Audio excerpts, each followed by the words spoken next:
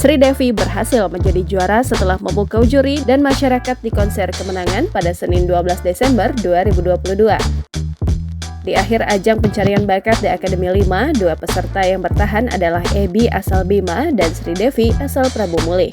Kini sosok Sri Devi, gadis 14 tahun asal Prabu Mulih, Sumatera Selatan tersebut menjadi sorotan. Sri Devi sendiri mengaku tak pernah menyangka akan mencapai titik itu. Hal ini lantaran Sri Devi mengaku pernah gagal saat mengikuti ajang pencarian bakat LIDA 2021 lalu. Selain itu, mengingat kisah perjuangan Sri Devi untuk bernyanyi ternyata tak mudah. Diceritakan oleh Sri Devi, ia mengaku menyanyi berawal dari mengikuti perlombaan di 17 Agustus di usianya 9 tahun. Sejak itulah Sri Devi mulai mencari peruntungan menjadi penyanyi panggilan meski dari panggung ke panggung kecil.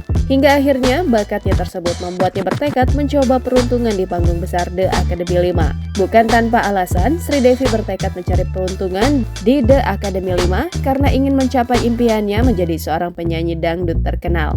Lebih dari itu, ternyata tujuan Sri Devi juga karena ingin mengikuti jejak sang idolanya, yakni Rara Lida. Belakangan diketahui Rara Lida sebagai sosok yang diidolakannya tersebut tak lain adalah tetangganya sendiri.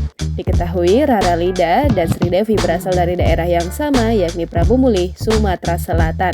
Rara Lida sempat merintis karir mulai dari jadi Lida hingga juara 2 berasal dari keluarga sederhana, begitu juga dengan Sri Devi saat ini. Ternyata jarak rumah Rara Lida dengan rumah Sri Devi hanya berjarak 600 meter.